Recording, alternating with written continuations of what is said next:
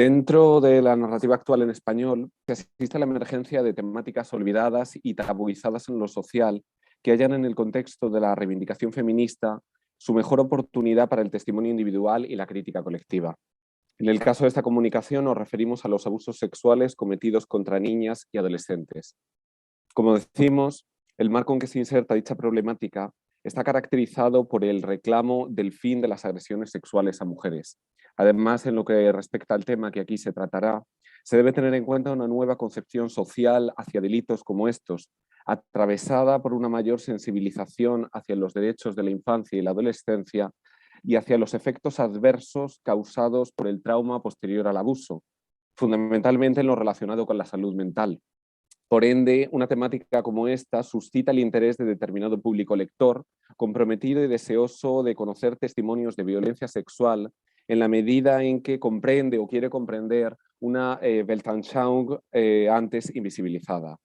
A la vista de lo expuesto, se aborda el tratamiento del abuso sexual infantil desde la perspectiva de la sociología de la literatura, por cuanto que las obras que lo reflejan se encuentran mediadas por este problema social en su nivel formal y estructural.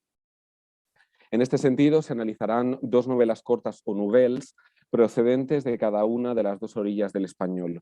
¿Por qué volvías cada verano?, de 2018, de Belén López Peiró, nacida en Buenos Aires en 1992, y La ternera, de 2021, de Aurora Freijo Corbeira, nacida en Madrid en 1966, que demuestran el alcance y la vigencia del abuso a nivel transatlántico. En ambas obras se pone de relieve el deseo y el derecho a sobrepasar la narración convencional para poder poner palabras a lo inenarrable, en consonancia con la experimentación y la intergenericidad de la novela corta. En esta línea, el montaje fragmentario y el acercamiento a otros géneros, como el monólogo teatral o el poema en prosa, responden a la necesidad de encontrar un cauce para la expresión de hechos tan aberrantes como desconocidos para la mayoría social. En última instancia, se trata de tender puentes de comunicación a través del discurso literario, en una búsqueda constante de interlocución. Pasamos al primer bloque, narrar lo indecible, leer lo ilegible. A la hora de reflexionar sobre el abuso sexual a niñas en el discurso literario actual, nos asalta la idea planteada por el filósofo alemán judío Theodor Adorno. Cito: «Luego de lo que pasó en el campo de Auschwitz, es cosa barbárica escribir un poema». Fin de la cita. Salvando mucho las distancias, la experiencia del abuso sexual infantil nos incita a pensar en el modo de representación de una temática tan difícil para la que faltan las palabras. En este sentido, debe considerarse que las víctimas se encuentran sobrepasadas por unos hechos que no comprenden y, por tanto, sobre los que no tienen ninguna agencia. El dilema es, entonces, cómo traspasar las barreras impuestas por la culpa, el miedo, la vergüenza y, sobre todo, el dolor causado contra la integridad física y moral, procurando no caer en la revictimización ni en la topicalización de prejuicios. En esta línea debe destacarse el poder e influencia del texto literario sobre el contexto social y sobre el público receptor, en la medida en que, cito a Giselle Sapiro, así como el público se mete de entrada en el libro, este a su vez ejerce una acción sobre los lectores. El libro contribuye a modelar y orientar la conciencia colectiva de una época. Fin de la cita. La empatía y la concienciación resultan fundamentales en este respecto, por cuanto que el acto literario se vería incompleto o inoperante sin la reconfiguración de la visión de los lectores hacia la problemática social del abuso en la infancia. En este punto se llega al concepto de compromiso, ya que, según el sociólogo Robert Scarpit, cito, el acto de la lectura no es un simple acto de conocimiento, es una experiencia que compromete completamente al ser viviente, tanto en los aspectos individuales como en los colectivos. Fin de la cita. En el plano social, reviste interés señalar la cristalización paulatina de lo transmitido por ciertos escritores en la opinión pública. El abuso sexual a niñas en la narrativa actual nos obliga a replantear qué papel juegan las autoras que lo abordan, ya que su escritura no puede resumirse solamente en términos estéticos. Del mismo modo que se cuenta en el pasado con figuras autoriales de influencia social, Charles Dickens o Victor Hugo para el siglo XIX o Virginia Woolf para el XX, nuestro presente encumbra a autoras que tratan la maternidad, el feminicidio o la violación, ejemplos preclaros de formadoras de conciencias feministas como motor de cambio social. De otro lado, el cambio operado no solo resulta visible en la ideología del público, sino también en la forma estructural del texto literario, como veremos. En el caso de las obras de López Peiró y de Freixo Corbeira, podemos hablar de obras abiertas, si se las analiza en función de la tensión entre la visión del mundo y las estructuras literarias. Así, el sociólogo Ferreras las define como, cito, aquellas en las que la visión del mundo se encuentra en tensión con la estructura formal empleada y que al encontrarse en equilibrio inestable producen a través de sus tensiones nuevas direcciones y nuevas tendencias en la producción. Fin de la cita.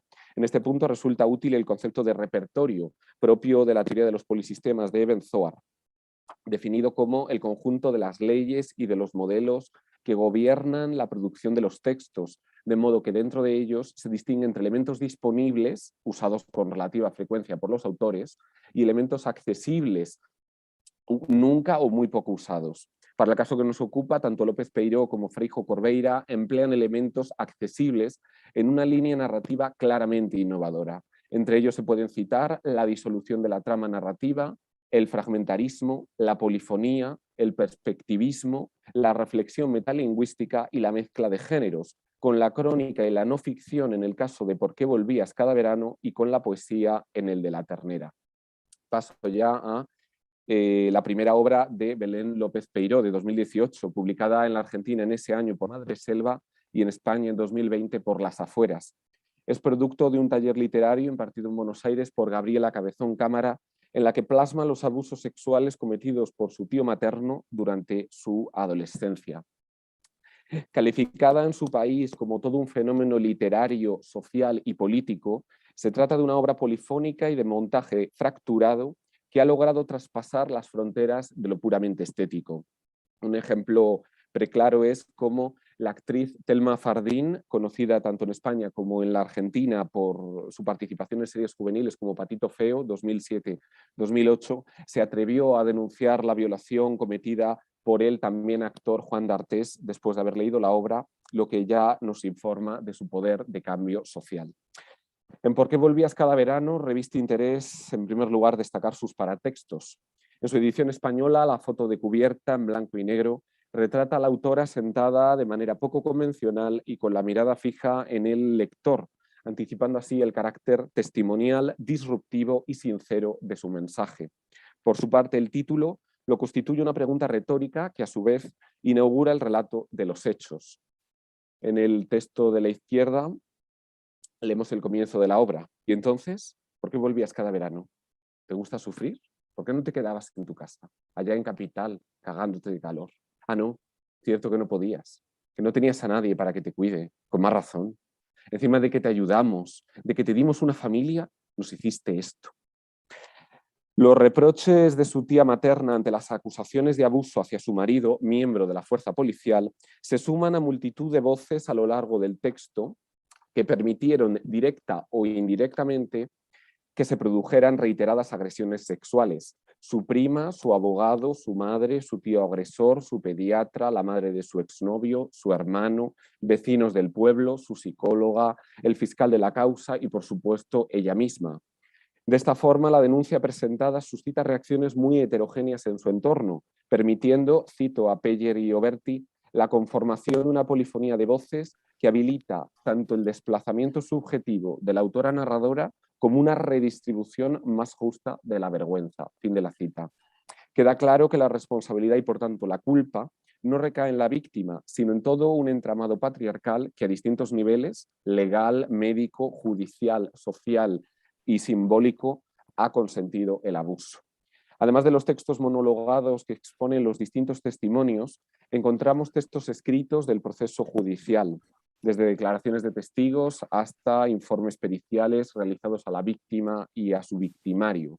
Así, la objetividad del lenguaje jurídico administrativo contrasta con la espontaneidad del lenguaje coloquial, enriqueciendo la estructura de la obra y aunando las máximas perspectivas posibles con las que el lector pueda construir una conciencia crítica.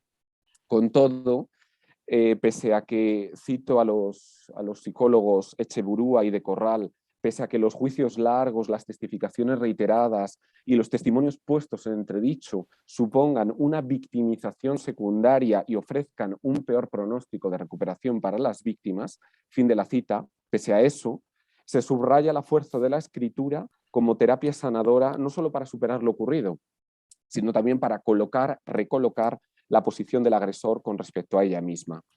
El texto de la derecha: así que no te calientes, que su hombría se derrumba cada vez que sentás el culo y escribís. Deshacelo con palabras, acabalo en un punto y garchátelo entre comas. Así sin más pena, sin más dolor, sin más de vos. Finalmente, la obra concluye con una de las preguntas del cuestionario del fiscal. Y decime, ¿qué se siente al ser abusada? Fin de la cita. A manera de epifonema, la pregunta consigue herir e irritar, en tanto que se demuestra con ella la necesidad de un cambio que pase por la empatía. Al mismo tiempo, la pregunta final se conecta con la inicial: ¿por qué volvías cada verano?, constatando así la obligación perpetua por parte de las víctimas de legitimar su testimonio y su condición de abusadas. Como se ha visto, la escritura resuelve esta problemática en la medida en que invita a una reflexión mucho más pausada y más libre. Abordamos ya La ternera. En La ternera, ópera prima de la filósofa Aurora Freijo Corveira, se narran de forma tan poética como fragmentaria los abusos sexuales padecidos por una niña de tan solo 5 años y cometidos por un vecino en el baño de su casa. De nuevo destaca la importancia de los paratextos. En cuanto al título, tanto este como el resto de la obra muestran una conciencia metalingüística que, a través de paranomasias, metáforas y dobles sentidos, dan cuenta de la visión infantil que atraviesa el relato. Así se compara a la niña abusada con una ternera y al mismo tiempo esta es motivo de ternura para los que la rodean, en una paradoja de lo más perversa, ya que su entorno no es capaz de intuir el infierno que está viviendo en secreto. En segundo término, las citas iniciales anticipan la soledad radical que atraviesa la cotidianidad de la niña. Ambas pertenecen a dos poetas, Paul Celan y Rainer Maria Rilke, y se centran en la figura del ángel, caracterizado como criatura tierna e inmaculada, pero solitaria en línea con la niña. Por otro lado, el contexto en que está inmersa es el propio de una familia culta, de clase media, con 3 hijos y de apariencia perfecta. Sin embargo, la falta de atención por parte de la madre, absorta en el mundo de la poesía, y la inestabilidad del matrimonio la abocan a ser un sujeto con riesgo de sufrir abusos sexuales. Cito a la psicóloga Hernández Flores: los elementos disparadores del abuso sexual se encuentran en hogares conformados por padres que han fallado como modelos paternos para sus hijos, conllevando a que los niños no logren hacer una introyección de normas y pautas de crianza. Fin de la cita. A nivel textual, de La ternera sobresale su estilo, tan depurado como poético. Si, como afirmaba el poeta argentino Juan Gelman, la poesía sirve para nombrar lo indecible, cada uno de sus fragmentos, con título incluido, parecen pensados como pequeños poemas en prosa que en conjunto suponen un mosaico del horror y el silencio. Buen ejemplo de ello es el fragmento titulado Rosado, que bascula entre el pudor a mostrar la obscenidad de la escena y la conceptualización poética de esa dura realidad. ¿Por qué nadie interrumpe en esa sala de baño cuando están? Si lo hicieran, encontrarían la sala de daño. Ni rastro de peces, ni flores, ni nubes. Él nunca la tumba. Le basta tenerla quieta y a mano. Mansa como es, puede acercársela al inodoro, donde siempre se sienta para tocarla. El lavabo es blanco, la bayeta gris, la lejía azul, el suelo negruzco y su sexo rosado. Y su sexo rosado. Por su parte, los efectos derivados del abuso son descritos por medio de toda una gama de recursos, como variadas referencias cultas, objetos cotidianos o animalizaciones.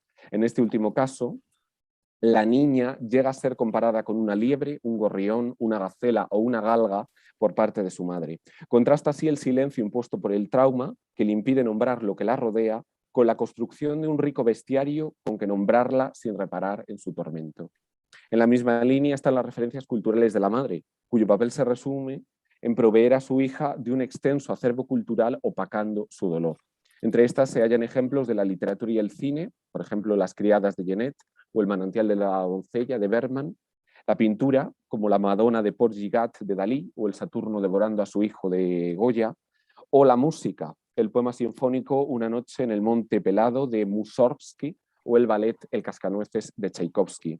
En cuanto a los referentes cotidianos con que expresar esa soledad de ortiga en la que nadie repara, puede citarse el consumo de carne al que la niña se niega, en tanto que su abusador es carnicero y se la compara con una pieza de carne de ternera. En definitiva, La obra de Freijo Corbeira muestra el desamparo y el vacío provocados por la incomprensión de una vivencia traumática que no se puede obviar en la experiencia cotidiana, aunque paradójicamente no deje de obviarse. Lo único que queda intacto es el disfrute de pequeños placeres, una nueva palabra, un cielo anaranjado, un pastel de nata. Cierro esta comunicación subrayando el concepto de democratización de la escritura. Indudablemente, tanto en el caso de Por qué volvías cada verano como en el de La ternera, la estructura y el estilo narrativos responden a un deseo por superar lo establecido y transitar hacia moldes más abiertos y menos predecibles. De este modo, López Peiró y Freijo Corbeira acceden al mercado editorial de la ficción en español, ocupando una posición muy marcada tanto a nivel ético como estético, en la medida en que convocan al público lector a pensar de otro modo un tema tan tabú como es el abuso sexual infantil. Así, la práctica escritural se democratiza no solo por dar cabida a un nuevo tema, sino también por revelar aspectos ignorados con los que despertar conciencias. Muchas gracias. Creo que me pasó un poco del tiempo. No Dejo de pasa nada. compartir.